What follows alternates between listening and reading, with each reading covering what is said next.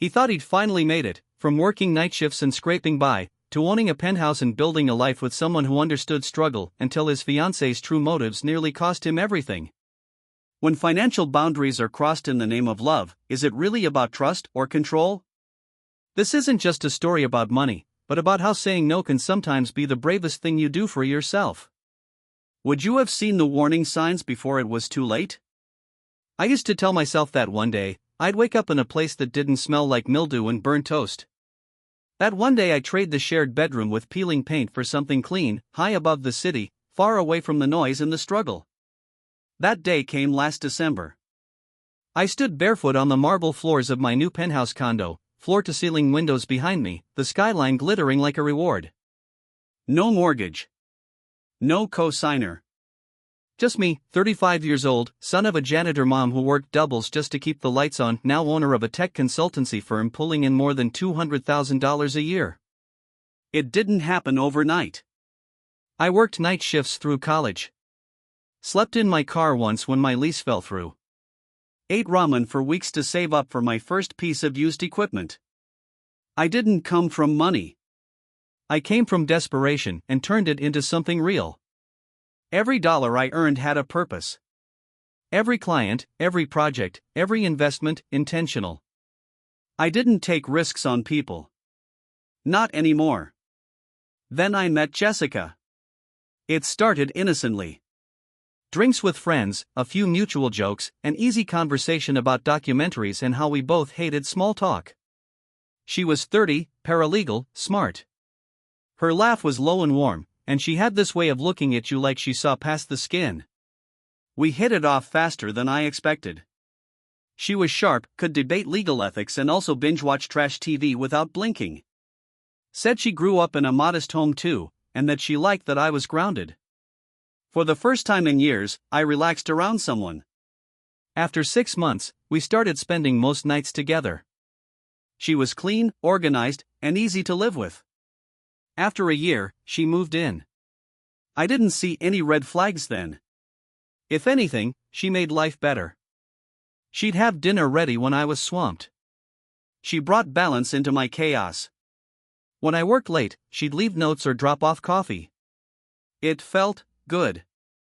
Of course, she talked about her family now and then. Her younger brother, Trevor, came up often. He's just waiting on that one break, she'd say. He's got this incredible idea for an eco-friendly car wash business. He's just not great with paperwork. I'd nod politely. I'd heard it before, just one break stories from friends and friends of friends who always seemed to need someone else's wallet to catch that break. Still, I liked that she cared about him. Family loyalty is something I respected. But I kept things separate. Our finances, our accounts, our investments all untouched. I wasn't being secretive. I was being careful. I'd built this life on my own, and I wasn't about to gamble it on someone else's dreams. Even so, things felt solid between us. She never asked for anything big. She never pushed. If she was disappointed I didn't offer to help Trevor, she never said it out loud. She'd just smile, say, "He'll figure it out. He always does." That was the calm before the storm. And I didn't see it coming. It was subtle at first. The way Jessica's tone shifted when she mentioned Trevor. Less casual, more insistent. "He just needs a little startup capital," she'd say while stirring pasta sauce or folding laundry. "I mean, imagine if no one had taken a chance on you." I'd smile, keep my voice light. I didn't ask for chances. I worked for everything. She didn't argue. Not then. Just gave a soft sigh and changed the subject.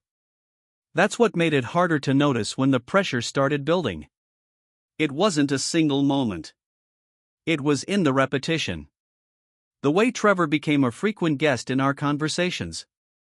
The way Jessica started showing me his business plans like she'd casually found them in her inbox, documents clearly crafted to impress an investor. "He's got this whole sustainability angle," she said once, holding up his pitch deck on her tablet. "Recycled water systems, biodegradable soaps. It's good, right?" I skimmed it. "It's ambitious. But he's missing cost analysis. Where's the risk projection? Competitor research? She shrugged. That's where someone like you comes in.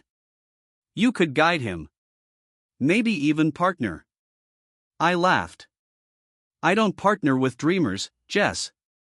I run a business, not a charity. That was the first time her eyes hardened.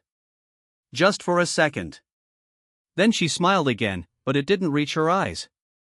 Right. Of course. I just thought, never mind. We didn't talk about Trevor again for a couple weeks. Everything else stayed normal: dinners, movies, lazy weekends. She started looking at engagement rings online, leaving tabs open by accident. I took the hint. I proposed that September. Simple rooftop dinner. She cried. Said yes. And then everything shifted. The very next week, she brought up Trevor again. This time, her tone was different. Babe, don't you think marriage means supporting each other's families too? I mean, if my brother succeeds, it benefits both of us. I didn't answer right away. I wanted to be diplomatic. Supporting family doesn't mean signing up for business ventures. That's not how I operate. She looked wounded. But you have the means. He just needs help getting started. A $150,000 loan co-signed by you. Not even cash. Just your name. He'll qualify then. I nearly choked. You want me to co-sign a 6-figure loan for someone I've never seen run a single business? Jessica got quiet. Defensive. You always talk about building something from nothing. Why not help someone else do it? Because I built it. No one handed me a cent. And I'm not risking my name on someone else's unproven idea. She left the room in tears that night. Said I didn't believe in her or her family. Said I was selfish. I hated seeing her like that, but I knew I was right. Boundaries matter. Especially when money's involved. I thought that was the end of it. That she'd cool off and we'd move forward. Then, a few days later, I opened our shared account to check on a scheduled bill payment. And saw a $15,000 transfer I hadn't made. It was a down payment to a commercial lease company. The note read, Office Space Deposit, Trevor's EcoSpark HQ. I stared at the screen for a long time. My heart wasn't racing. It was frozen. She hadn't just ignored my answer. She'd moved forward like I'd already agreed, like my money was just a matter of time. That's when the alarms really started going off. I didn't confront her right away. Instead, I logged into every account I had: at checking, savings, brokerage, even the old credit union I hadn't touched in years. Then I ran a soft credit pull on myself. Something wasn't sitting right. My instincts weren't just whispering, they were screaming. And there it was. A credit inquiry from a major bank, dated just 3 weeks prior. An application for a joint credit card, with my name. My income. But not my signature. Jessica had used my financials to apply for a card without telling me. I sat there in silence, the late-night hum of the fridge buzzing in the background like a warning. I had worked so hard to keep everything separate. I'd been careful. Disciplined. And she'd gone around it like it was nothing. When I finally asked her about the $15,000, I kept my tone even. Hey, did you make a transfer from our joint account last week? She didn't even blink. Yeah, I did. I meant to tell you, Trevor found a place. It was too good to pass up. I used some of the joint funds for the down payment. Some? $15,000 isn't some, Jessica. That account is for bills, not business investments. She folded her arms. I thought once you saw how serious he was, you'd come around. He needed to lock in the lease. I didn't want him to lose the spot. You thought I'd come around? After I explicitly said no? She rolled her eyes. It's not like I spent it on myself. It's an investment in our future. That's when it hit me. She really believed that. That my money was hers to allocate if it aligned with her vision of us. That my refusal wasn't a boundary, it was an obstacle. I didn't yell. I didn't argue. I simply stood up, walked into the home office, and began moving all my personal funds out of reach. I removed myself from the joint account. I called the credit bureau and froze my report. Then I called a lawyer. She noticed I was quiet that week. I told her I was busy with a new client. Inside, I was unraveling every thread she'd tried to weave around me. The lawyer didn't even flinch when I explained what was going on. "Seen it before," he said. "You'd be surprised how many engagements fall apart the second someone starts trying to commingle wealth. It's rarely an accident." That word stuck with me. Rarely an accident. I started looking through our shared emails, cross-checking timelines, bank statements. Jessica had started floating Trevor's name shortly after moving in. Harmless anecdotes at first. Then subtle suggestions. Then printed spreadsheets. Business decks. Now I realized it hadn't been spontaneous, it was planned. She had assumed that once the ring was on her finger, my wallet would follow. I changed the locks on the condo that Friday. She still had a key, but I wasn't about to risk coming home to something worse. I packed a suitcase quietly and stayed at a friend's place. That night, I texted her, "We need to talk. Don't touch anything in the condo. I've locked everything down. This isn't a fight, it's a boundary." She replied, "You're seriously doing this over $15,000? After everything we've built?" But we hadn't built it. I had. She was just decorating the house. And now, I wasn't sure who I'd even let in on the next morning. I met with my lawyer again, this time in person. I brought everything: bank statements, screenshots, copies of Trevor's lease agreement that she had emailed to herself, and stupidly forwarded to our shared inbox, even a draft of the joint credit card application with her autofill info embedded in the PDF metadata. "I want her off everything," I told him. "Now." He nodded slowly. "You've got a solid case for financial entrapment if it escalates. She's not your wife, and you didn't co-sign anything. You're still in control. But don't delay." I spent the next 48 hours dismantling the life we'd built together. Or more accurately, the life she'd decorated around mine. I removed her name from the condo's guest list and building access. I changed every online password. I called every financial institution I was linked to and had them flag suspicious activity. I even placed fraud alerts on my credit. Not because I thought she'd go full scorched earth, but because I'd already been naive once. I returned to the penthouse Monday morning, early. She was still asleep, curled up in our bed like nothing had happened. I didn't say a word. I just packed her things, gently, methodically, into boxes and suitcases. I left them by the door. When she woke up, it took a few seconds for her to register what was happening. "What are you doing?" she asked, voice cracking. "I think you know," I said. "You crossed a line, Jess. A massive one." She tried to protest, but her face was pale. "I made one decision. One mistake," she said. "But it wasn't malicious. I believed in Trevor. I believed in us."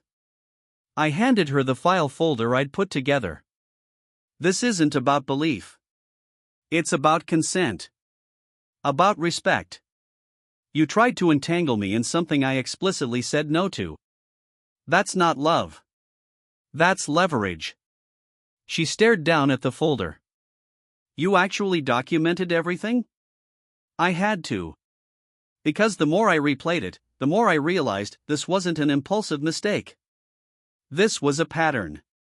"You've been slowly nudging me toward this since you moved in." Her expression hardened. "So that's it? You're throwing everything away over money?" I almost laughed. "No. I'm throwing it away because you tried to steal mine." There was no shouting. No drama. Just silence. Cold and deep. She left that afternoon, suitcase wheels rattling down the hallway. I watched from behind the tinted glass, the city unfolding beneath me like it always had, indifferent and glittering. That night, I went through our photos. I deleted them all. Not out of anger. Just necessity. I needed space. Mental space. Emotional space. I called my mom that night. Told her I'd ended the engagement. She seemed so sweet, she said softly. Yeah, I replied. She was. Until I said no. I didn't cry. I didn't break down. But something shifted inside me. A kind of mourning, not just for the relationship, but for the part of me that had let my guard down. That had dared to think someone could love me without seeing a bank account. Because now I knew Jessica hadn't fallen for me. She'd fallen for the life I built. And she thought she was entitled to it. The aftermath hit harder than I expected. There was no cathartic relief, just a relentless, gnawing anxiety that followed me everywhere, even after she was gone. Every phone notification made me tense up. Every knock at the door made my heart race. It felt like I was living in someone else's apartment, surrounded by things I'd picked out but unable to relax in my own space. Jessica's reaction was quieter than I'd braced for, but it cut deeper. She didn't beg or yell. Instead, she left me long, carefully worded messages, dripping with wounded innocence and guilt. I just wanted us to dream bigger together. I thought you believed in me. How can you let money get in the way of love?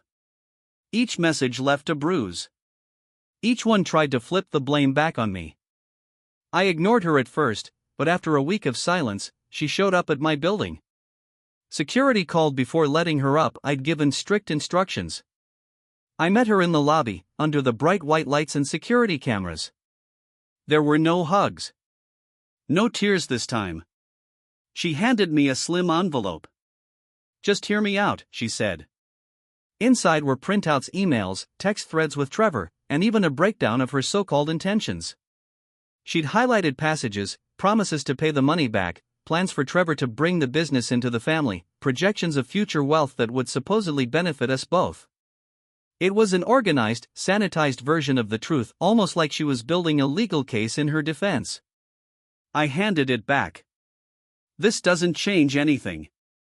You went behind my back. You made choices for me. That's not partnership, Jess. That's control.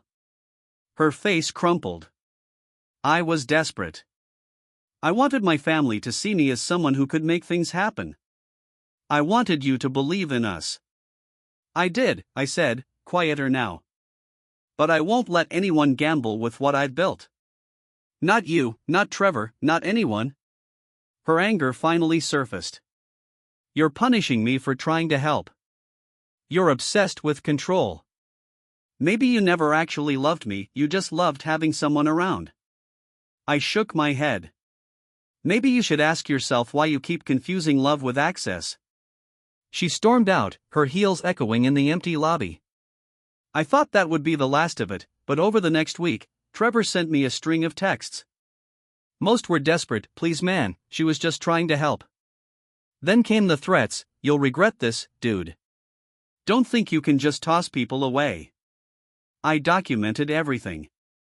I forwarded every message to my lawyer and to building security. I even checked the locks again. It wasn't just about money anymore. It was about reclaiming my peace. The sense of betrayal sat heavy on my chest.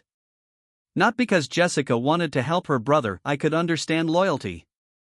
What broke me was the manipulation, the way she'd used guilt, trust, and love as bargaining chips. It made me question every laugh, every quiet moment we'd shared, every dream we'd ever talked about.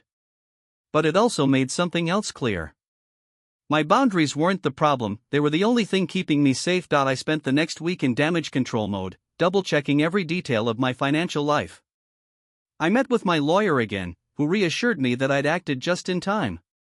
People who feel entitled rarely stop at one boundary, he said. They just find new ways to test them. That stuck with me. I made a checklist and followed it to the letter. Changed every password. Switched my phone number. Installed security cameras outside my condo door and in the parking garage. Set up credit monitoring with real-time alerts. Called the bank to remove Jessica as an authorized user on every account, joint or otherwise. Even updated my will and beneficiaries, just to be thorough. Jessica tried calling from new numbers, emailing from addresses I didn't recognize. Her tone shifted with each message, pleading, apologetic, then angry, then pleading again. She left me voicemails saying she missed me, that Trevor was out of options, that I was throwing away our future. When none of it worked, she tried guilt. You always said you wanted someone to share your life with. You just never meant it. I didn't respond. I forwarded everything to my lawyer and deleted them. But the real challenge wasn't protecting my money, it was wrestling with my own doubts. Every night, I replayed our relationship in my head, looking for signs I missed. Did she ever really care about me, or just the life I'd built? Was I so guarded that I'd pushed her into desperation? Or had I simply refused to ignore the obvious truth, sometimes love is just another transaction? The more distance I got, the clearer it became. She hadn't wanted to build something with me, she'd wanted to step into something already built, take ownership, and start spending. All under the guise of family and partnership. One night, I walked through the condo, room by room, packing away what little of hers remained, a half-empty bottle of perfume, a few books she never finished, a necklace tangled in my bathroom drawer. I boxed it all up and left it with security. No note. No goodbye. It was harder than I expected. Not because I missed her, but because I missed the version of myself who believed I could let someone in without having to watch my back. The world felt lonelier. But safer. The last thing I did was call my mother. I told her everything, every detail I'd kept hidden out of embarrassment, out of pride. She was silent for a long time, then finally said, "You did the right thing. You can love someone and still protect yourself." I hung up and stood by the window, the city below as indifferent as ever. I realized my mother was right. Sometimes, the only thing standing between you and disaster is the courage to say no, even when it means standing alone. It took months for the dust to settle. The ache of betrayal eventually faded, replaced by a kind of cautious gratitude. I found myself working later than ever, pouring my energy back into the consultancy, part distraction, part therapy. My routines returned, steady and predictable, even as my social circle shrank to just a handful of people I knew I could trust. I didn't date. Not for a while. My trust was bruised, maybe permanently. I'd learned that even the warmest smiles could hide agendas, that someone could look you in the eye and still see a dollar sign instead of a partner. I didn't blame Jessica for wanting a better life for her family, I blamed her for believing she could use me to get it, as if my work, my boundaries, and my history were just obstacles to be bypassed. Once, I ran into Trevor at a coffee shop downtown. He didn't recognize me at first, he was arguing with the barista about a business meeting discount they wouldn't give him. When he finally noticed me, his face flushed with embarrassment, then hardened. I nodded. He looked away. I took it as a sign that some bridges are better burned. Slowly, things got easier. I started hosting poker nights for old college friends. Went back to the gym. I even joined a hiking group on weekends. For the first time in years, my home felt like mine again, peaceful, orderly, secure.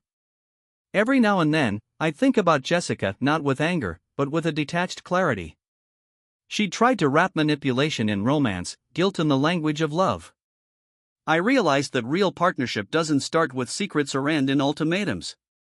It's built on trust, and trust has to be mutual. I began to share my story quietly, at first just with friends who'd gone through their own versions of betrayal. But the more I talked, the more I realized how common it was. The names and details changed, but the pattern stayed the same, someone mistaking kindness for a blank check, partnership for entitlement. Looking back, I'm grateful for the red flags, even for the heartbreak. I nearly lost everything I worked for, not to bad luck, but to letting my guard down for the wrong person. What saved me wasn't cynicism, it was clarity, boundaries, and the willingness to walk away, even from someone I loved. If anyone ever asks why I'm so careful now, I tell them this: love should make you feel richer, not just in your bank account, but in your peace of mind. The moment it starts costing you both, it's time to step back and protect what you've built.